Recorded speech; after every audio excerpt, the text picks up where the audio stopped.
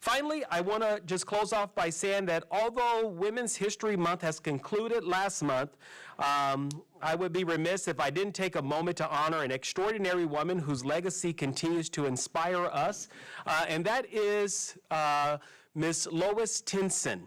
So Ms. Tinson was a trailblazer in education. She was the first African-American and first person of color to serve as president of the California Teachers Association. She was a fierce advocate for smaller class sizes, increased school funding, and equity in education. She believed deeply in the power of education to transform lives, as she once said, and I quote her, "The game, my friend, is not over. It's just begun. And in the name of human decency and dignity, and for the sake of our students, we are going to win." Ms. Tinson is also the sister of our very own board president, Ms. Lily Campbell.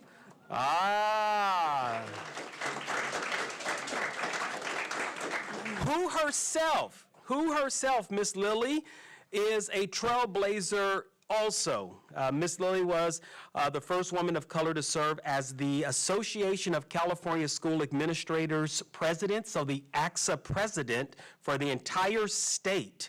And so we're honored to share both of these sisters' story today and their legacy within our community. And so for Ms. Tinson, her life reminds us that the fight for equality and opportunity in education is far from over. And for our own Ms. Lily, the fight continues every day. And so to these two trailblazing women, we want to say congratulations and thank you. And that is my report. Did I make you cry? Yes, you did.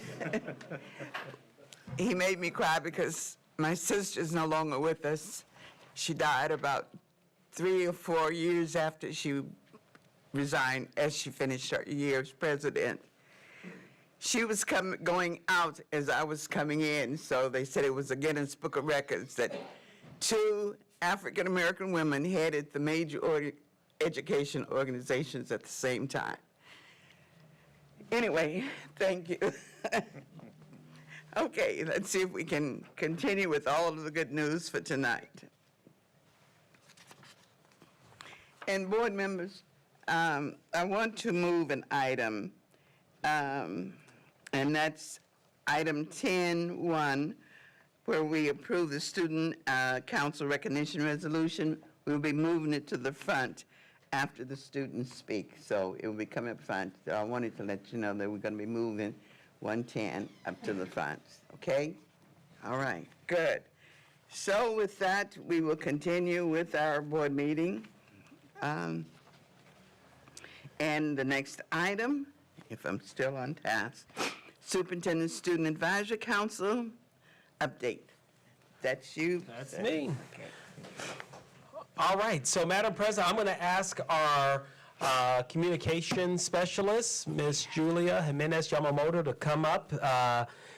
This group of young people that you're going to hear from tonight is truly an inspiration to me. I have learned so much from them this school year as well as last year, and so I think the board will appreciate the time that they're going to spend. So, Ms. Julia. Yeah, good evening, Superintendent Sample and board members. So today we have a few members of our Superintendent Student Advisory Council. Can we flip to the next slide? So you can see all of their names are there, but here we have Frankie Cortez. Frankie, do you want to stand up and say hi? Hi, I'm Frankie Cortez. Nice to meet you. And then we have Ricardo Vega. Hi, I'm Ricardo Vega. Nice to meet you guys. Millie Palomares. Hi. Wisdom Phillips next to her. Hi. Emil Shestopel? Shestopal. Shestopal, okay. And Alice Pratsuk. Did I say that right? Yeah. Okay, cool. So these are our members of the Superintendent Student Advisory Council that are going to be presenting for you tonight and just sharing some of the great work that they've been doing throughout the year. They've met with Superintendent Sample on a monthly basis to basically share their voice and be the voice for students across Gateway and everything that the students want to see improved at our schools. So with that, I'll go ahead and invite Emil and Alice to come on up and kick off our presentation. Good evening, Superintendent Sample and board members. My name is Emil Shestapal, as you've heard, and I currently serve as the president for the Superintendent Student Advisory Council, also known as SSAC. This group brings together high school students from across Gateway schools, and we share our experiences there to lift up student voices, and we also work on ideas that can make our schools even better. This year, we focused on topics that really matter to us as students, things like leadership opportunities, building stronger school communities, and policies that affect our daily lives. We are excited to share what we have been working on together and some recommendations that we hope you'll consider. To kick things off, I'd like to invite my classmate Alice to help me talk about our first topic. One of our first topics we focused on this year was student leadership. As a council, we saw a big opportunity to expand leadership opportunities across all of our Gateway schools, especially at campuses like CCCS and Sava.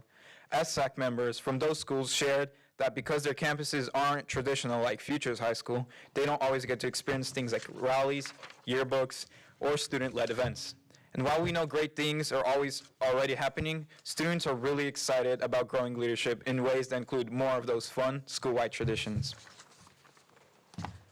As leadership students at Futures High School, we've experienced just how powerful these roles can be. They give us a real sense of purpose and motivation and help us build real-world skills like communication, teamwork, public speaking, and planning. Through leadership, we get to plan events, bring people together, and create a positive environment that makes school feel more meaningful, exciting, and a place where we truly belong. Leadership also supports our mental health. When students feel seen, trusted, and heard, school becomes a place where we feel like we actually belong. That's why we're recommending a few ideas to help expand leadership across all Gateway schools. Organize more student-led events like rallies, clubs, and spirit weeks.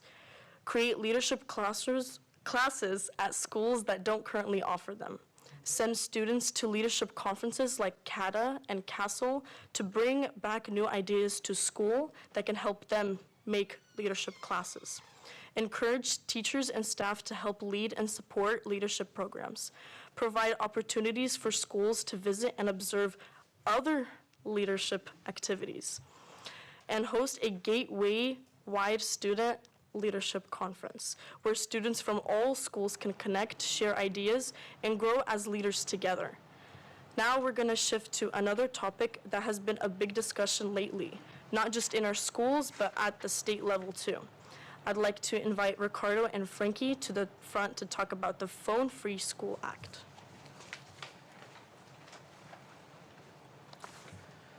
Thank you, Alice. Another topic that we spent time on this year were the phone use policy, especially with the new Phone Free Act that goes into effect in 2026. This new law requires students to create policies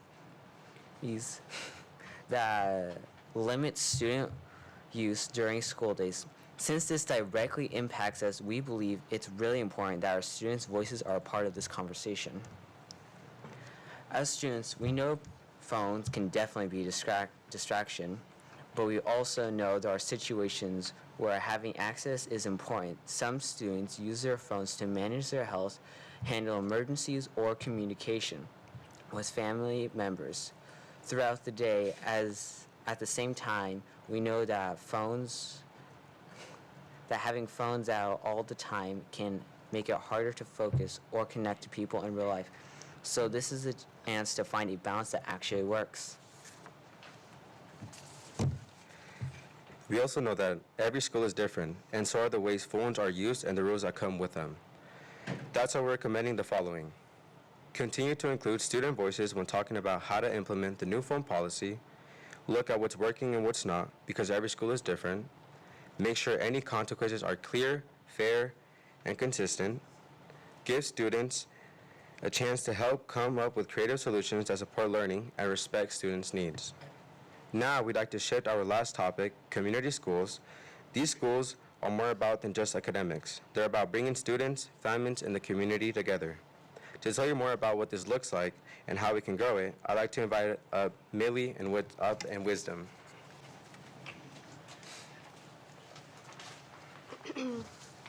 Thank you, Ricardo. The last topic we want to talk about tonight is community schools and how they can really make a difference for students and families. To us, a community school isn't just where you go to class. It's a place where you feel supported, where families feel included, and where there are resources to help with whatever you might be going through, inside or outside of school. When schools are connected to the community, it helps everyone. It means students and families have access to things that make life a little easier, whether that's meal distributions, mental health support, or help with everyday challenges. When schools offer these kinds of resources, it shows they care about more than just what happens in the classroom. And when we feel that care, it's easier to show up, stay motivated, and feel like school is a place we belong. That's why we put together a few ideas to help our community schools grow and keep making an impact. We recommend host more events that bring students, families, and staff together to build stronger school communities, make sure families know about available support like meal distributions, counseling services, and more. Ask students what kinds of supports would help them most, like tutoring, access to mental health resources, or connections to internships and career pathways. We'd also want to thank Ms. Polina and Mr. Ramon for meeting with us and asking for our input on community schools. It means a lot to be included in that conversation. And now I'd like to invite our ESSAC president, Emil, to close us out. Thank you guys so much for having us and giving us the opportunity to share what we've been working on for the Student Advisory Council. We're proud to represent students from across Gateway and to have a voice in shaping the future of our schools. If you guys have any questions, we'd be happy to answer them. All right, thank you. Thank you. Board members, do we have comments or questions or any comments at all for our students who have done a marvelous job? Thank you so much for your time. Thank you for the year you have given to the superintendent, and the ideas that you've come up with are just wonderful and very much needed. Yes, board members? Congratulations, students. You did a wonderful job in presenting, and as Ms. Lilly had said, the information that you share is very relevant. And I really like the idea of community schools and getting everybody in the family involved in what you do on campus. So that resonates very clearly with me as well. So congratulations again on your presentation. You all did an outstanding job. Any other comments from anyone? Again, we really do appreciate the hard work that you have done all year with the superintendent, and we want you to continue with work. How many of you are seniors this year? We have 2 seniors, so we have 4 of you now here that are ongoing. I want to also recognize the parents who are here with you. I know we have a few parents. Parents, would you please stand so we can thank you if you're here with this group? All right. Yeah. Thank you for your hard work with the students and for letting us have them for a while to do the things that the superintendent and they are talking about and looking at. So thank you. Now, board members, yes, I'm sorry, Superintendent. No problem, Madam President. I just want to, again, personally and publicly thank this phenomenal group of young people. They represent students from all GCC high schools, so they come from different places, and they have been invaluable. Their recommendations are their recommendations, and so really proud of the work that they have done this year and looking forward to great things. So personally, guys, thank you so much. I appreciate you. We really do appreciate you. Thank you, Alice. All right. Ms. Mandrick, yes. Yeah, I think some of those recommendations are really good. And for those of you that are not seniors, your work is now beginning to make sure that those recommendations are followed through. So I would really encourage you to continue to work with the superintendent, with your principals, with staff and whatever, and see those recommendations through so that they don't just land up on a shelf somewhere. So thank you very much for being here. And the phone issue is a big one across the state, so we really do want to see what you guys come up with and how it impacts the students here that we service. So keep at it. Keep on with it. We have, board members, we have recognition resolutions in the back there for the students, but they will be given at a different time. But we just need to have a motion to approve the Student Advisory Council recognition resolution. Yes. Move approval. Move approval? Second. Second. All right, we have any other discussion or questions, comments on that? They will be given out at a later time at a luncheon for the students. Okay, roll call. Mr. Mark Anderson? Yes. Mr. Harry Block? Yes. Mr. Bruce Mandrick? Yes. Mr. Jack Turner? Yes. And Lily Campbell, yes. So your resolutions, you can see them there. We have them, but we're going to give them to you at your luncheon, so they will be given at a luncheon. Okay. All right. So we would like to take a picture with the students and the board, if you will indulge us for a minute.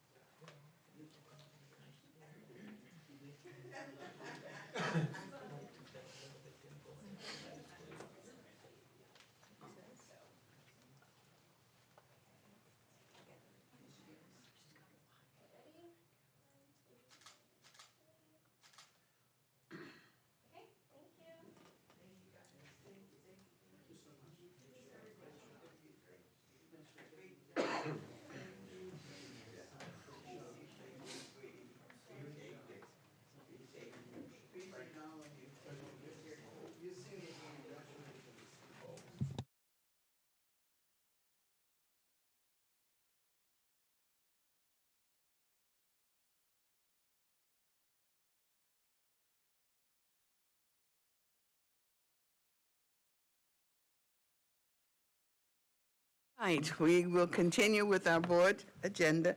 And students and parents, whenever you want to leave, we know you gotta get back and get ready with your homework for tomorrow, right? Right, So when you're ready to leave, you may quietly do so. We understand, so thank you again for being here with us. And parents, thank you so much for coming and bringing the students. We appreciate you and we love you. Bye-bye. So, okay, we have another student recognition, Futures High School. Okay, Who's going to talk about that? so Assistant Superintendent Elliott. Well, good evening, President Campbell, Superintendent Sample, and board. Tonight, I am here to recognize a number of students from Futures High School.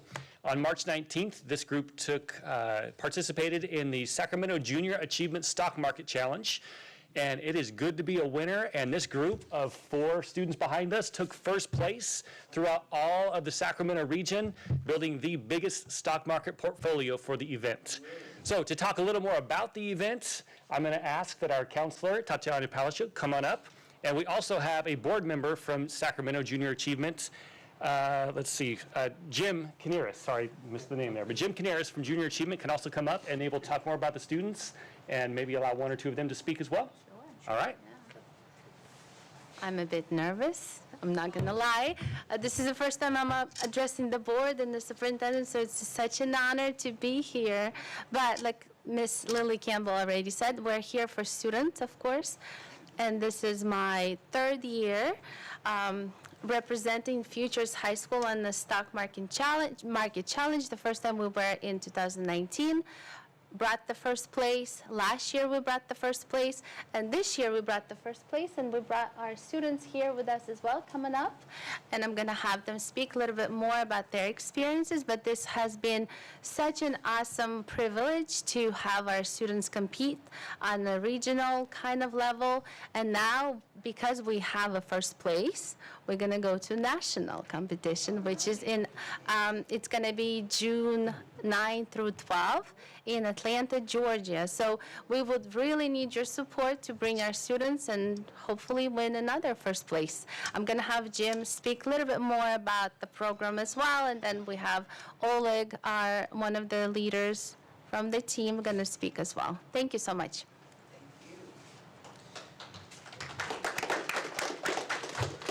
Nice to meet all of you. My name is Jim Canaris. I'm the board member for Junior Achievement. I'm their coach. I'm also a volunteer, and I'm the incoming board chair for Junior Achievement of Sacramento. Junior Achievement is a nonprofit that teaches kids workforce readiness and financial literacy, which we all know is very necessary now more than ever, especially with the stock market, me being a financial advisor. It's not a fun time. But I'm especially proud of these kids. I was tasked to coach them back in 2019 for the first time. They blew everybody away the first year in 2019, which was thought of as probably a fluke. We had the pandemic. We couldn't do this competition again until 2024, where this team won last year. And most proud, the more proud I say this best, this year made me the most proud, because out of 44 teams, I coached three teams from this school, and in the top 5, they were 3 of the 5 teams. In the top 3, they were 2 of the top teams, and this is your winner right here. So I'm especially proud of the work that Junior Achievement does. I'm especially proud of these guys because as much as I'm the coach, I gave these guys all the credit for being so intelligent and being so coachable. And so it's my wish that they get to go to Atlanta, Georgia, represent Sacramento area, and make us all proud. Hello, my name is Oleg. I'm leader of the group that got at first place this year and last year. So this year we made out of $1 million, we made $2 and $3 million compared to the second team. They got just $2 million, so we had a really good advantage. So I want to talk a bit about the competition itself, what does it look like. So this is the simulated stock market competition where high school students compete against each other. We have 1 hour, which is 60 minutes, which is 60 days on the simulated stock market, and we need to make as much money as possible compared to other groups, and we do this based on the analysis, based on the risk and money management. And so I believe our strategy was beneficial and fruitful because, again, of these 2 years. I can say that I enjoyed each step of this competition, of this process, from gaining and gathering the team to weekly practices and to being on that event and essentially winning it. And I think the thing that I liked the most is the teamwork that was so prominent and visible, especially at the event when everything was so chaotic and we were literally surrounded with people yelling, and we still stayed calm and we're working as the one organism.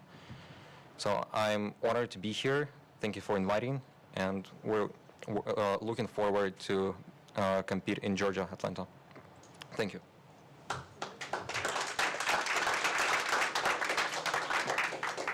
Yes. Okay, gentlemen, congratulations. Let's step up here and let's take a picture real quick together with the board. And I want Come to on, personally coaches. thank you for all of, I don't understand it, but thank you. It is wonderful.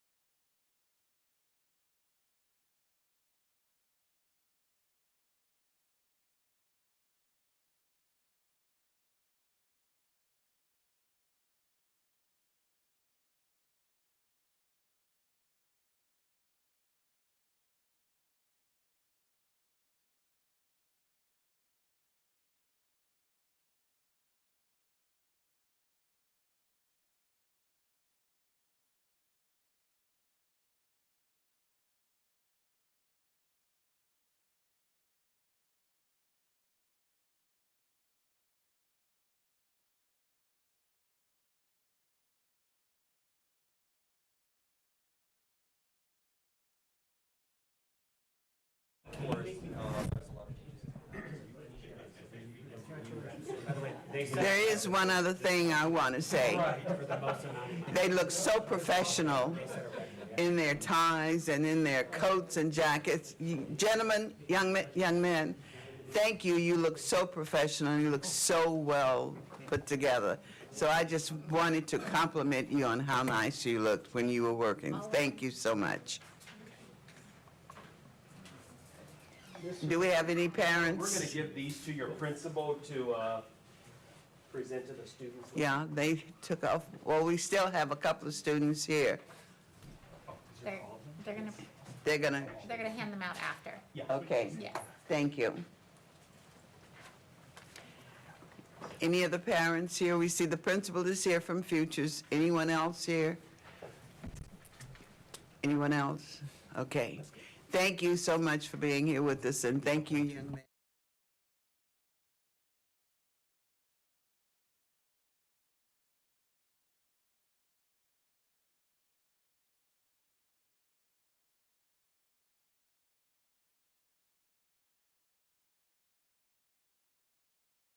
I thought I had it on. I must turn it off. Thank you. And now we're moving to Empowering Possibilities in an EPIC Annual School Report. And I know the principal has been here waiting for this moment. So thank you, sir, for being here with us, and we're ready for your report. All right, thank you. Feels like old times here. So Board President Campbell, board members, Mr. Sample, cabinet guests, tonight I'm here to present about one of my favorite topics, the excellence of EPIC. I'm going to do my best to keep this presentation to 10 minutes, which is going to be difficult because there's so many great things for me to share. But before I get started, we have a couple important members of my team here tonight. First, I'd like to introduce one of our vice principals, Ms. Nina Semeriuk. Ms. Nina. She also serves as our PYP coordinator at EPIC and does a great job. And our wonderful counselor, Ms. Rena Police. Ms. Rena. Unfortunately, our other vice principal, Mr. Hancock, fortunately, he had a son 2 days ago, and he's home with his new son, and he'll be back with us in a couple weeks, and I'm sure he's enjoying that. All right, so we'll get started with good things. Oh, I'm clicker.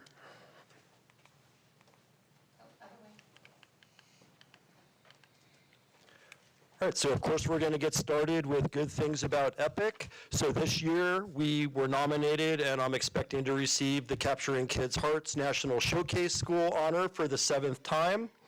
Our enrollment has rebounded strong since the pandemic, and we're up to 425 students and have potential to grow for a few more, which you'll hear about later in the presentation.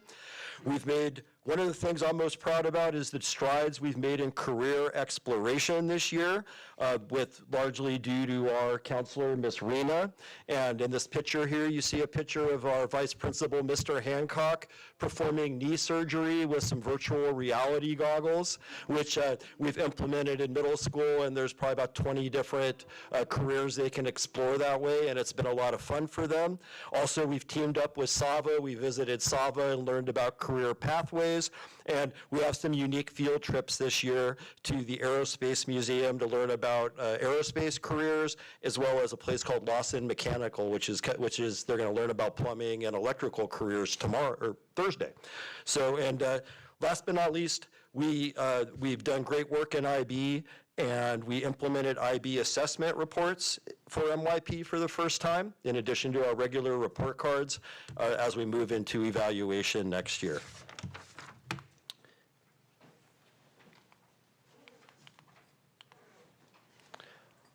All right, next we're going to talk a little bit about learning. And so in terms of the GCC Portrait of a Graduate, EPIC is excellent at creating academically ready students. And I'm going to speak to our data in terms of CASP from last year. And it's no secret that many of our students taking CASP are newcomers in their first and second year at EPIC. So most of EPIC's growth to be honest, is going to be among the lower levels of CASP, from 1s to 2s, but the state still wants to talk about CASP in terms of meeting or exceeding the standard, and that's what I'm going to do. There's another term called distance from standard that I'm hoping the state embraces more, that talks about, it's a growth model that includes growth amongst the lower levels too. So I'm going to talk in terms because this is the way the data is most publicized now. So we had some strong growth in ELA and math, and in English language arts, I'm going to speak to the English learner subgroup, which composes about 75% of our students, and they grow by 2.2% in meeting and exceeding the standard. And so just so you know, that went up to 11.11%, which is above the state average, which is something that we're very proud of. And so another data point for English language arts that we're proud of is the growth of our Hispanic Latino students. They doubled their growth in language arts. They went from 17% to 33% meeting and exceeding the standard. And I know that's a group we've been focusing a great deal on at EPIC, so we're really proud of that. Math, the news is good pretty much all across the board. We grew school-wide to 31% meeting and exceeding. Our English learners, now look at this number. We grew 9.1% to 23% meeting and exceeding the standard. The state average is 10%, so we're like double the state average in math. And that includes all of our newcomers also, so something we're very proud of. And also in math, the Hispanic Latino subgroup grew to 33.34% meeting the standard, and the state average is 24%, so they're almost 10% above the state average also. As far as the science test, I mean, the data statewide isn't really all that great as far as school performance goes. EPIC grew by 5% on CASP to 19% meeting the standard. English learners grew to 11% meeting the standard, but when you look at the state average of 2%, that is tremendous compared to the state average. And you know, there's still room for growth, but obviously EPIC is on the right track as far as the data points go.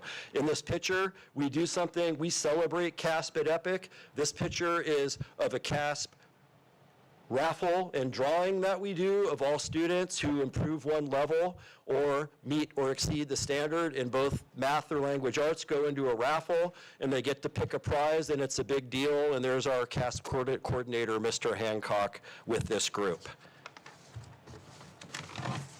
Oh, and one last thing, I'm going to talk more about this in another slide, but EPIC's English Learner Progress Indicator is green. And that's the #1 thing that I'm the most proud of all of our data, because when your English Learner Progress is green, you'd think everything else is going to come into play, and it shows that you're definitely on the right track. And I'm going to talk about why I think it's green on another slide.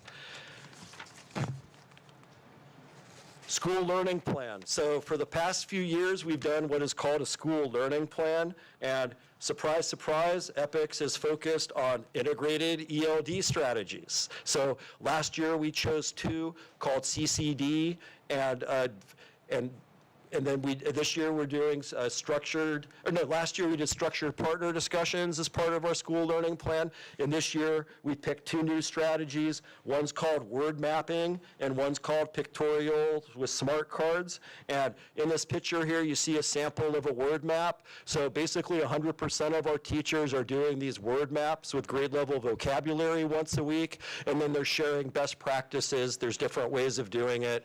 It talks about synonyms and antonyms, and drawing a picture, and all the great things that you would want to see in a graphic organizer for English learners. So 100% are doing them. We collected them. We're analyzing them regularly and talking about best practices, and I think this is a strategy that's probably going to stick because teachers are starting to value it. Our learning cycles, they involve observing our lead teachers, training, goal setting, coaching, collaborating, and reflecting. So we have very skillful lead teachers and EL strategies, and it's largely around, other teachers observing them, learning the strategies, and then going out and implementing them and getting coached, and then re-implementing them based on feedback. So it's all about growth mindset here. And then EPIC's California School Dashboard Indicator improved to green And this is just one of many reasons why we believe that we were able to do that.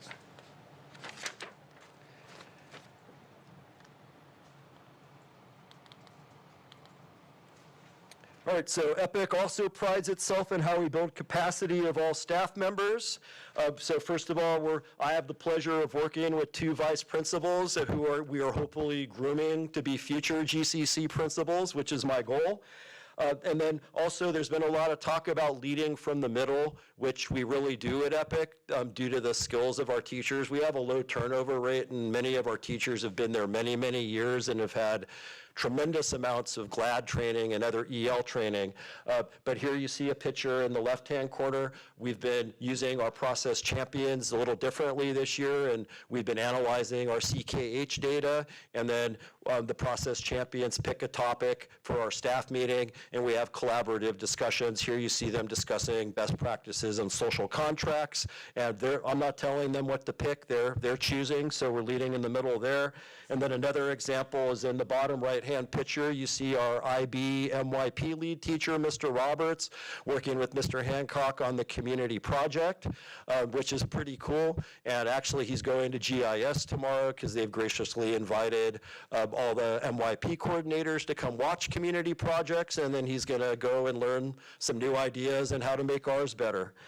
Also, another thing that's great about EPIC is professional development has been sustained. We're not jumping from one thing to the next each year. We focus on building thinking classrooms, which is our math training, which we attribute to our great math data. We, of course, International Baccalaureate, and then it's all ELD, designated, integrated. ELD, we're an ELD machine at EPIC, and I'll talk more about that on another slide. One other thing we do to build capacity is we have talent teams for our school events, like the Spelling Bee, the Multicultural Festival, and teachers get to sign up for which one they want to do. And I want to affirm Miss Nina, because Miss Nina actually pioneered that idea and brought it to EPIC. So it's really worked out well. Moving on to special population support, we go to great lengths to promote equity and to support our special populations. And like all of these steps, people always say, well, Jerry, why is EPIC's English Learner Progress Indicator green? And I say, well, I don't know exactly which of these strategies is doing it. I think it's a combination of all of them. And I think some of them are actually highly underrated that I talk about every year. Our school learning plan focuses on them. We have designated differentiated ELD, meaning there's a time every day where we break the students into 3 different groups, and we really do designated ELD. This is the one that I think is key. The primary language instruction, and I mention this every year, if you look at it, we're an IB world school, and many of our students' native language is Russian, and their world language, I guess you could say it's English, but so we're a very unique school, I guess, just to say the least. And the better the research shows, the better students can read and write their primary language, which many of our Russian speakers just speak it, where they're getting the reading and the writing, it helps them learn English better. So I consider our world language to be key to their ELD also as well. We use iReady to differentiate. We invite students to after-school tutoring programs, EL students, and then also in a picture here downstairs, we created a specialized ELD classroom. So that's one of our that's one of our differentiated groups, but in another slide, there's a picture of a new classroom we created to address the needs of middle school newcomer students. And then down here, we have our wonderful RSP teacher, Miss Long, who's pushing into a classroom. I'm really proud that our special ed, there's no findings at EPIC. That's just a compliance piece. There's the educational piece, but that our special ed program at EPIC is tight. A lot of it's due to Miss Long, our wonderful teacher. And we've also expanded in interventions such as hiring a counselor, using iReady, SIP, Sonde, and we've done some essential standards work as well. Trying to keep it to 10 minutes. I'll go quick here. All right, so well-being, supports for staff and students. So, of course, we're always trying to link the learner profile, the IB learner profile, and the portrait of a graduate, and finding parallels between the two, because they're both an important part of how our school runs and who we are. Our counselor has incorporated some castle model-based lessons in middle school classrooms by homeroom. We always do the recognitions. Here you see learner profile award winners in a slide. You see Owl Buck Store. We focus on positive incentives. You'll see that our suspension rate is green also, because it's all positive and it's led to very few, if any, discipline problems at Epic. So here you see our Owl Buck Store. It's amazing what a bunch of little toys will do to motivate elementary school students to behave. Then you also see here Mr. Hancock doing Cop Being Good, playing video games and having donuts with a bunch of middle school students. We have an active school council that you see a picture of them here. They helped run our Think Kindness Challenge. That was organized by Miss Rena this year. She did a great job with that. And said our 3.2 suspension rate is something to be proud of. Okay, program offerings. So our program offerings at Epic make many connections to creating productive citizens based on the portrait of a graduate. We have a very popular 6 a.m. to 6 p.m. before after school program with 72% of our students participating. In the last few years, it has really grown to excellence. We have over 20 clubs and activities. You see a picture of some young ladies here cooking in the cooking club. We've added STEM, and we've also added a Ukrainian club. The parents, they asked for it, and we responded, and we created a Ukrainian club after school for our Ukrainian students. And our music program's well known. Students can choose from 5 different instruments to learn. We have over 80 students participating in music. Our after-school program, Mr. Victor, has done a great job. I can't say enough how wonderful he's done. And then our world language program's unique. In elementary, they could choose between Russian or Spanish, but in middle school, they get Russian and Spanish. So something that Epic people they don't think about, but our Russian teacher in middle school actually has the skills to differentiate to students who don't know a word. And technology helps with that, but the parents are happy and they're very thankful that we do both, and they get introduced to Spanish. Our hope is by the time they finish 3 years of middle school Spanish 2 days a week, that they can test out of a Spanish 1 class at whatever high school they go to. And then, of course, I never want to neglect mentioning our art programs. We're well known for our art and design programs. Our middle school design teacher teaches Photoshop as part of his program, which is pretty cool. I talked about that a lot last year.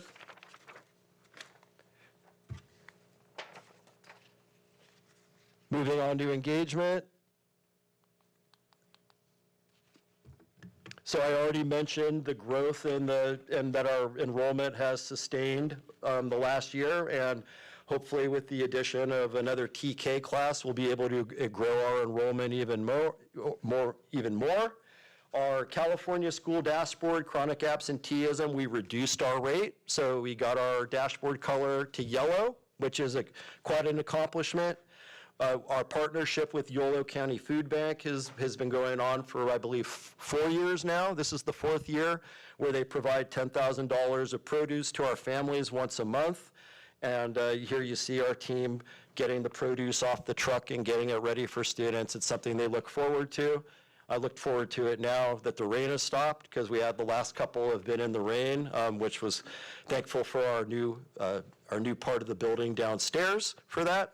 We have had a partnership with YMCA to provide free 11-hour-a-day summer programming for our students. So we do a hybrid model with our teachers and paras and YMCA, and it turns out to work out really well.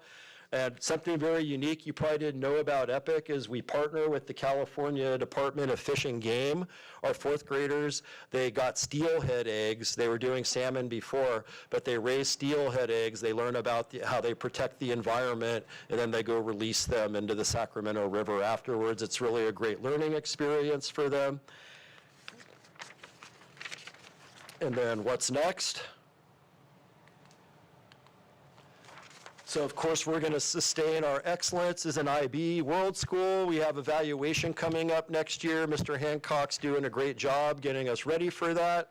Our program development plan focuses on fostering agency and engagement, which all of our teachers have been trained in, so it's just sustaining excellence in that. Of course, we're going to maintain our excellent school culture with positive incentives based on capturing kids' hearts, and we're going to keep moving. The data is showing we're going in the right direction with our math training. We just sent 8 teachers to see a math guru named Graham Fletcher, and they learned about 3-step problem solving. So we're doing all kinds of cool things with math at Epic, instruction integrated and designated ELD, and coaching, and using our lead teachers because they know a lot at Epic. The creation of a TK Learning Center. So we're in the process of trying to move our TKers downstairs, which I'll let GCC explain more of the details on how that is going to work, but that's something that we're really excited about, is creating a special space for them, and then enhancing our library, expanding it into a true inquiry center, enhanced integration of college and career exploration, led by our wonderful Miss Rena, has all kinds of great ideas for the next step, and then working with Sergey on the community schools grant and moving that to excellence. So that is it for my presentation, and I'm open to any questions about Epic. Board members, any questions, any comments at this time? Well, oh, you have one? Okay. Are they still writing in cursive? They're using Chromebooks. They're not overtly teaching cursive that I have seen. No. I don't see that anywhere anymore. Yeah. No, they don't even want to write anymore. They want to type on their Chromebooks. Okay. But that's a new one, though. I mean, you know fundamental literacy, you need to write and form the letters, but I mean, I see adults that don't want to write anymore either within type. So, I mean, it's an uphill battle. It's an uphill battle, but it's going to be one that's coming. We're Yeah. going to have to start teaching cursive writing again in 3rd grade, so that's going to be a state demand, I believe. It's coming soon. Yes. That's great. I was over to your school. Oh, did you have comments? Oh, you got to talk. Well, I'll let you talk first. Both Miss Lilly and I had an opportunity to go to your science fair. Very impressive. In fact, I was going to ask a question because you said science is a challenge for you. What is the approach that you're taking to kind of enhance that? Is it project-based learning? Is that what you're doing primarily to address the science area, or what? Well, Epic, so this year was actually our first year. We've always had curriculum, but due to Williams audits and having the funding, we were able to upgrade our curriculum in science and social studies to a more, it's totally geared for English learners and designed on multiple intelligences and learning styles, but also that combined with IB and the project-based type learning that goes along with it, learning about what you're interested in within the standards, and then researching it rather than the teacher saying, we're going to learn about this dog, Google types of dogs and tell me which one you're interested in to learn about, right? It's a whole different kind of teaching and learning. But yeah, it's a lot of project-based learning. Yeah. I just want to say, I was very impressed with the students' engagement and knowledge of the topic that they were talking about when they were discussing their projects. So it was really outstanding. Well, that's good. And I think those kinds of projects are perfect because what better way when you start talking about agency and giving students the choice of what to do. They all were given guidelines on how to do it, but they got to go in the direction that they wanted to. And that's a lot about how IB type of learning works. One last question. So parental engagement, where do you feel you're at with that, Jerry? So it kind of ebbs and flows. I would say, we have strong parent engagement at activities that, it's the same type of thing, right? You want to get them there, you provide food and entertainment, and then have an educational piece to get them there. And that's how it is at Epic. I think that's how it is at everywhere. But I think, the challenge is, I mean, it's no secret that Epic has a large amount of newcomers and refugees, and a lot of them are, they need assimilation help in English classes and things like that I know we're working on with the Community Schools Grant. So we're working with Sergey on ways that we can meet the specific needs of that population. Thank you. Thank you. And I just want to say what a day I enjoyed very much, Ms. Joy and Mr. Anderson, at the science fair, walking and talking with students and just walking through your school. It's a very, very nice facility. And I asked for that to be passed on to your staff. I thoroughly enjoyed just seeing the artwork, seeing the ambiance, seeing the students working. And they were all very, very cordial to us and asking questions, who are we, what are we doing, and explaining to them. So you're doing a wonderful job. You and your staff, your secretary, your counselor. And I see her there. I told her, make sure she comes tonight, so she did. I feel fortunate. I mean, I wake up at 4 in the morning looking forward to go into work, so I don't know if everyone can say that. But, I mean, it's a testament to it's a testament to our staff, and it's a testament to our wonderful students, and it shows what you can do when you work as a team for the best interest of the students that are at your school. I agree with you 100%. And you can see it. If we've been there, we can see what you do, what the staff is doing, and how you guys are working towards student success. Well, that's good. That's some of the best feedback we get are from visitors on campus. I really want to thank all of you for the hard work and the work that you're doing, and for this report. I mean, it shows that you're very proud of what's happening at that school. I am. 10 minutes is hard, so if I went over a couple minutes, I apologize. That's all right. That's okay. And I'm probably going over too with the accolades or what have you. But please express our thanks to the staff. And to the staff that's here, 2 of you, thank you. Thank you so much for being here with us tonight. We really appreciate it. Thank you, Mr. Jerry. You're welcome anytime. Just shoot me an email, and I'm glad to take you around on a tour. I know. Okay. Thank you.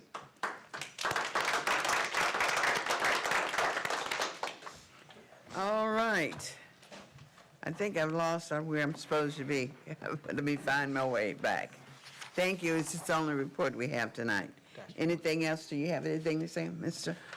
Just again, want to publicly affirm Dr. Kosh and his team for the great work that they're doing. They are definitely fulfilling a need in the West Sacramento community, and you go to Yolo County Office of Education and they really only speak positives of what's happening at Epic. So just want to say to Dr. Kosh and his team, great job. Keep up the good work.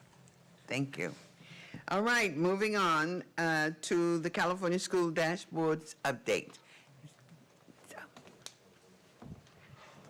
Good evening, Ms. Campbell, Board Directors, and Superintendent Sample.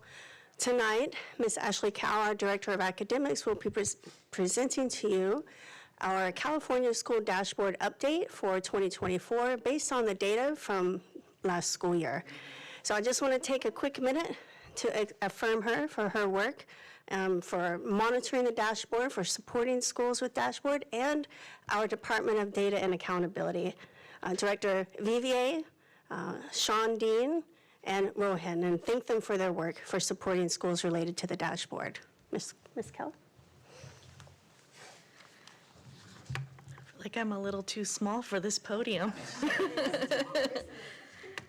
Good evening, President Campbell, Board Directors, and Superintendent Sample. Thank you for this opportunity to share the California Dashboard with you.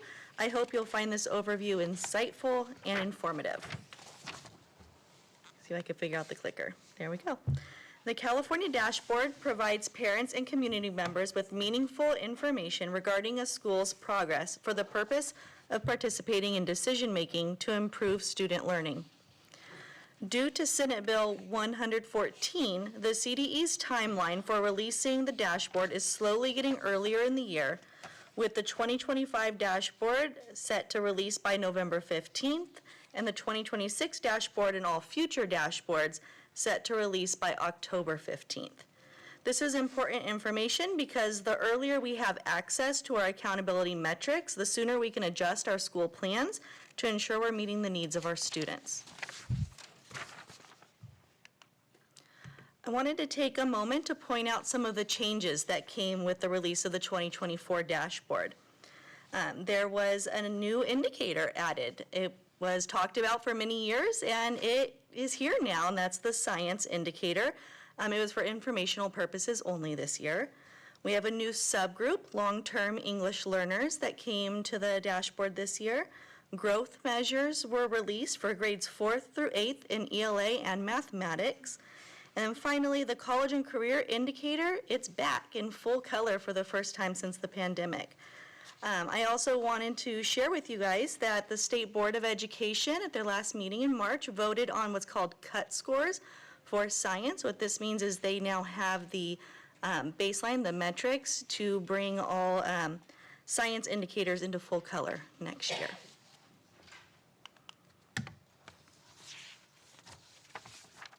On the dashboard, you have state measures, which are calculated by the state, and local indicators, which are narratives and information reported by the LEA.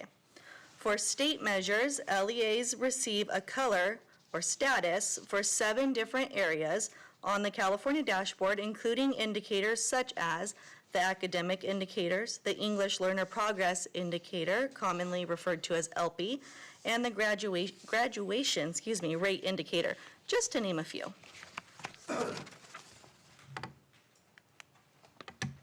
Each indicator on the dashboard has its own unique rules for calculation utilizing a specific data set. For example, the ELA and mathematics academic indicators are calculated utilizing the average distance from standard from the CASP assessments, whereas the graduation rate indicator is calculated using the 2023-24 combined 4- and 5-year graduation rates. You can see all the different data sets outlined there for you on the slide for each of the indicators. Sorry. Now we talked about the data sets, but you might be wondering, how does this data translate to a color? So the performance color on the dashboard is determined by using what is called the 5x5 colored tables, which are approved by the State Board of Education. On the screen before you is an example from English Language Arts, grades 3rd through 8th. The way a color is determined is by factoring in the LEA's current status or current performance level, which you see there on the rows, and the LEA's change from the prior year, which you see along the top of the columns. Just like with the old Thomas Guide maps, you follow the line from each side, from the rows and the columns and where they meet. That's your color for that year for that indicator.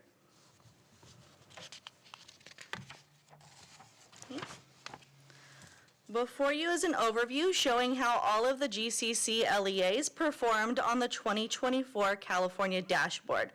Please note the gray boxes that say NPC means no performance color, indicating that either the area doesn't apply to that school site, such as graduation rate for an elementary school, or the population for that indicator didn't meet the minimum threshold of 30 students for a color to be provided, because of course the state wants to respect confidentiality of those students if the group is too small.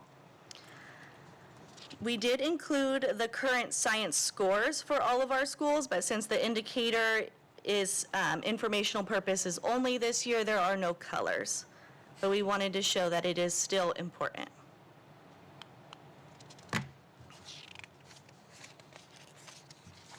Earlier this year, you tasked GCC leadership in school sites to address the issue that is chronic absenteeism. For that reason, we wanted to essentially zoom in on the chronic absenteeism indicator to show you the progress our schools have made thus far. We recognized this challenge early on after the pandemic, and we have been working diligently to support sites and students in this area. As you can see, all but one school has successfully lowered absenteeism, and we're optimistic that this downward trend will continue based on the extensive interventions our schools have put into place to support students and families in engaging in their learning.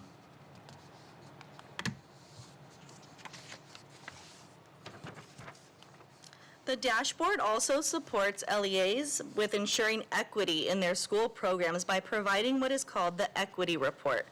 This report allows LEAs to not only see the overall performance on an indicator, but also how each subgroup performed, thus ensuring LEAs can create school plans that support the learning and progress of all students.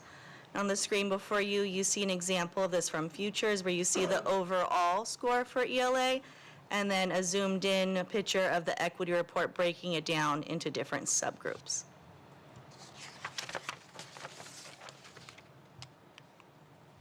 Okay, on to charter performance categories. As you know, charter schools are now eligible for renewal based on their charter performance category, which is determined by the CDE using the results from the California dashboard. Schools are categorized as either high-performing, middle-performing, or low-performing. A high-performing charter school can qualify for a 5, 6, or even 7-year renewal term. Middle-performing charters are eligible for a 5-year renewal term, while low-performing charter schools are limited to a 2-year renewal term. Charter schools can qualify as high-performing or low-performing by meeting one of two of the established criteria.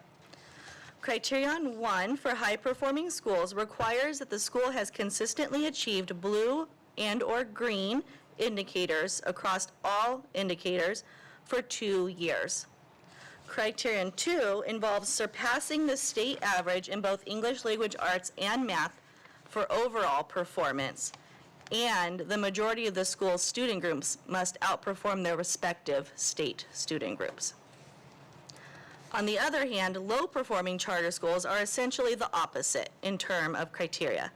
Criterion 1 for low-performing schools means the school has all red and/or orange indicators for 2 years, while Criterion 2 requires that the school performs below the state average in both ELA and math, with the majority of the school student groups performing lower than the state's respective student groups.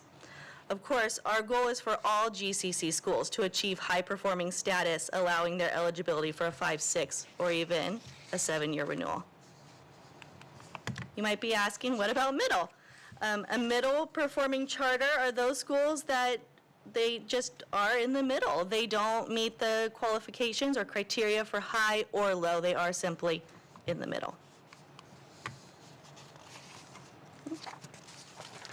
The chart before you shows the current charter performance category for our seat-based programs, as DOS schools are not assigned a performance category. These category assignments are based on the 2024 dashboard.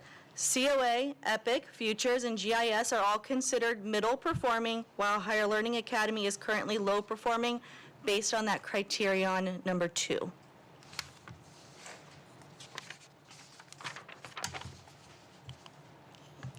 We wanted to also share some additional information around our DOS schools since they don't get assigned a charter performance category. Each of our DOS schools has an agreement with their authorizers detailing their alternative measures. Before you, you'll see a snapshot of all of our DOS schools' progress from 2023 to 2024 in the areas of the 1-year graduation rate and the college and career indicator. We're very proud of our school's hard work and their primarily upward trends observed in their data before you. Thank you very much for your attention tonight, and I hope you enjoyed the presentation. I'll now entertain any questions. I think we're all just kind of looking at the information. Yes, Jack, Mr. Turner. Thank you. Extremely informative and probably could spend a lot of time talking about it, the number of colors and the shades. I would really like to focus on the chronic absenteeism. It's still extremely high, and although it's moving in the right direction, do you have can you tell me in a little more detail, what are we doing to move that number even down to a lower level? Absolutely, and I agree. It was a lot of information in a short time, but like Dr. Kosh, I was told 10 minutes. We've implemented a lot of changes. As you see before you, the changes from last year were successful, but we still need to continue that downward trend. So this year, for our seat-based schools, I believe Assistant Superintendent Decoy talked about attend a little bit at the board retreat. We adopted this program that's streamlining our communications, because studies show that just communicating with families around absenteeism is an extremely effective approach. So those letters are going out automatically every Friday. So I think that is going to see positive gains in improving our attendance there, just that communication piece. Another part of attend is positive communication that goes out to all students, not just those with absence issues, around the importance of attendance. We are also working interdepartmentally. The Community Engagement Department is really stepping in as an intervention for attendance in connecting sites with different supports that they may need, those barriers that are prohibiting the students from getting to school. We're helping to break those barriers down. And so I think that will be, I think we'll see good results from those efforts. Oh, thank you. Do you go so far as you do phone follow-ups and even home visits? Yes. If you have a chronic absentee? We absolutely do. So before moving from truancy letter 2 to truancy letter 3, it is required that our sites do a conference. This can be an in-person, Zoom, or a telephone call. All the sites are participating in this. It's usually the administration, parent liaisons are really stepping up and helping with this as well. After the site has exhausted their Tier 1 interventions, which will include a home visit, then it goes to our Tier 2 interventions, which includes a home visit with a member of the Community Engagement Department, again, showing how the central office and the sites are teaming up to work together on this issue. Well, thank you, and keep up the activity. I appreciate it. Thank you. Any other comments or statements? Thank you so much for this information. Like I say, we appreciate it, and it's good information to know how the dashboard works, and we shall continue to study it and see what we need to do. Thank you. If there's any further questions, you guys are able to reach out to me, and I'm happy to help. Thanks. Thank you so very much. All right. Okay, we are down, board members, to the consent agenda items. Adoption of GC board meeting minutes from 3/11/25. Approved personnel consent agenda, purchases over $30,000, disposal and surplus technology, school field trips, Sava, Point Reyes, approved memorandum of MOU, school link partnership and capacity grant, and number 7, approved board policy revised. These are the items under consent agenda. I will entertain a motion. I'll move approval of the consent agenda. Move approval. Second. Second. Any comments, any questions, any discussion on any of the items? Hearing or seeing no questions or comments, roll call. Mr. Mark Anderson? Yes. Mr. Harry Block? Yes. Mr. Bruce Mandrack? Yes. Mr. Jack Turner? Yes. Lily Campbell, yes. The consent agenda items have been approved by the board members. All right, we are now in curriculum instruction. Approved Salva's curriculum. And we have received information in your backup. So, entertain a motion for approval? So moved. So move. Second. Any discussion, questions, comments? Hearing none, seeing none? Okay. All roll call. Mr. Mark Anderson? Yes. Mr. Harry Block? Yes. Mr. Bruce Mendrick? Yes. Jack Turner? Yes. Lily Campbell, yes. So that item has been approved, the SAVA curriculum. Under facilities, item 1, approved purchase option agreement for COA Middle School property, 38 Boulevard Avenue, North Highlands, California. We will entertain any discussion on that item. Yes? Move approval. Move approval? Second. Second. Any other questions, discussions, comments on that item?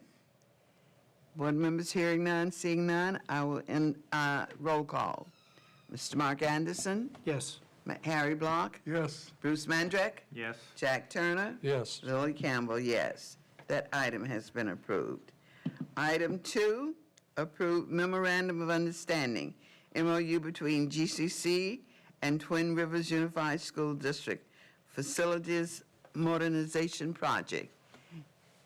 May I entertain a motion first? So moved. So moved? Second? Second. Any comments, questions, discussions on that item? Hearing none, seeing none, roll call. Mark Anderson? Yes. Harry Block? Yes. Bruce Mandrek? Yes. Jack Turner? Yes. Lily Campbell, yes. So those items have been approved under facilities. Moving now to central administration. Approved superintendent student, we've done that, okay? Now we're moving to item 2, GCC bylaws and articles of incorporation revision. I will entertain a motion. So moved. So move. Second. Second. Any comments, questions? Now hearing none, seeing none, roll call. Mark Anderson? Yes. Harry Block? Yes. Bruce Mandrek? Yes. Jack Turner? Yes. Lily Campbell, yes. All right, that item has been approved.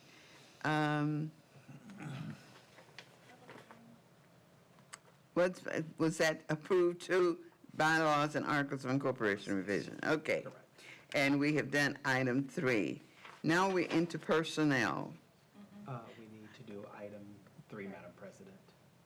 Public hearing and adopt board policy, okay, revision, I'm sorry. And that is an open hearing, public hearing and adopt board policy revision. C158, independent study. This is a policy on independent study. I will open the hearing. The board will now open the public hearing on independent study policy for all GCC schools. Are there any members of the public who would like to comment on this item? We have no public comment. We have no public comments. Okay, is there any other information to go over this item? Anything? No information. This is just, again, updating our independent study board policy as we get ready to move into next school year, and staff is more than happy to answer any questions that you may have. Do we have any questions, any comments on this item for staff or anyone? It was in our backup. All right, then, hearing none, I will entertain a motion. I will close the public hearing and entertain a motion. Move approval. Move approval? Second. Second.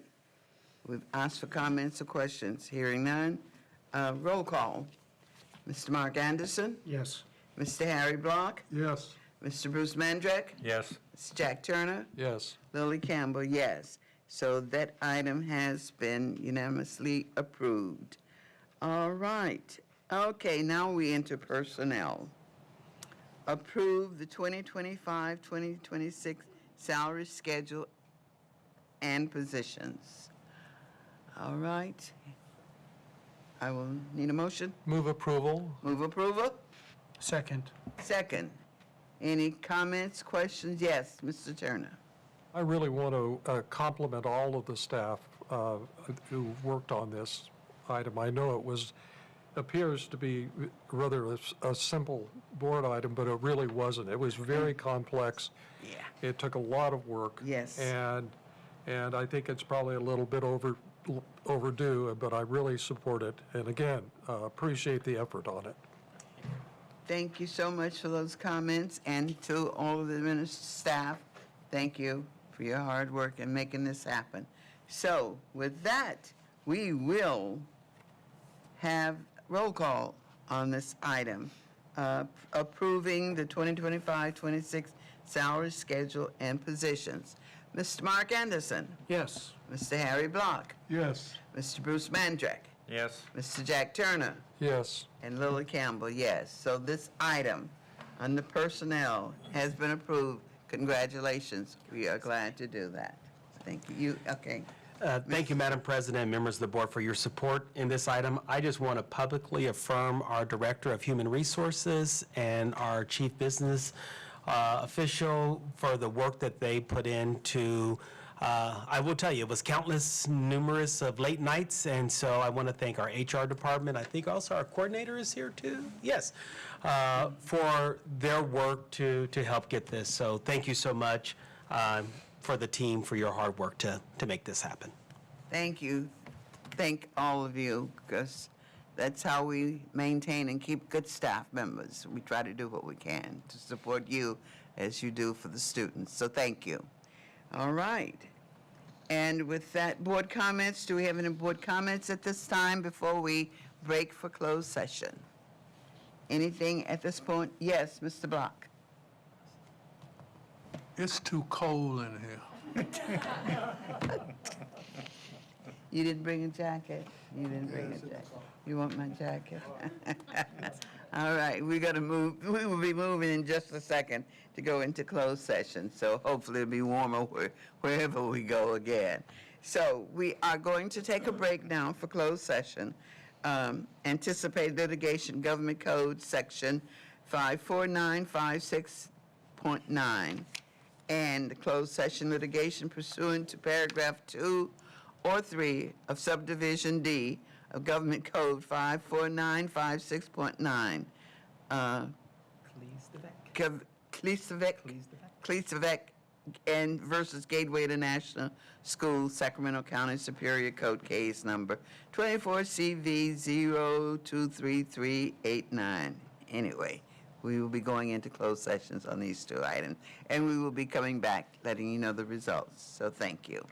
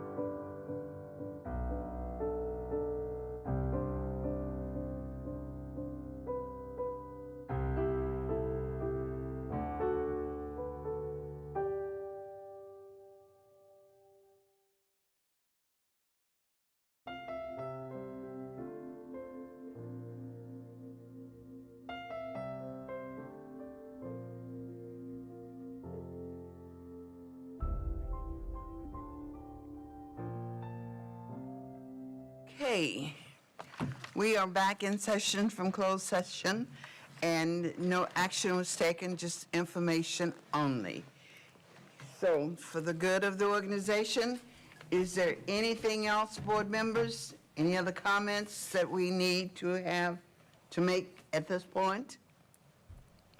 Hearing none, seeing none, I will. Announcement of the next board meeting? Next board meeting, yes. It's going to be May 13th. May 13th, next board meeting. Yes. All right. Anything else for the good of the organization? Hearing none, I will entertain a motion for adjournment. So moved. So moved. May I have a second? Second. All in favor of the meeting being adjourned? Aye. Meeting's adjourned. Thank you.